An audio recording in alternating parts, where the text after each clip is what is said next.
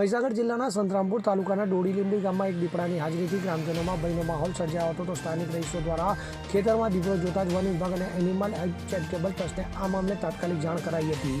તો વન્ય પ્રાણી બચાવ કાર્યમાં નિષ્ણાત એવી એનિમલ હેલ્પ ટ્રસ્ટની ટીમ અને વિભાગની ટીમે તુરંત જ ઘટના સ્થળે દોડી આવી હતી અને બંને ટીમોએ સંયુક્ત રીતે વ્યવસાયિક અભિગમ સાથે રેસ્ક્યુ ઓપરેશન હાથ ધર્યું હતું. સફળ રેસ્ક્યુ બાદ દીપડાને સંતરામપુર તાલુકાના વન વિભાગના પશુ દવાખાને ખાતે લઈ જવામાં આવ્યો હતો, જ્યાં તેની પ્રાથમિક સારવાર અને તપાસ કરવામાં આવી હતી. તો તેઓના જણાવ્યા પ્રમાણે હાલમાં દીપડો તેમની સીધી દેખરેખ હેઠળ સુરક્ષિત છે અને તેની તબિયત સ્થિર છે. તો આ ઘટના દરમિયાન કોઈ જાનહાની કે નુકસાન થવા પામ્યું નથી, જે વન વિભાગ અને એનિમલ હેલ્પ ટ્રસ્ટની ત્વરિત અને કુશળ કામગીરીને આભારી છે.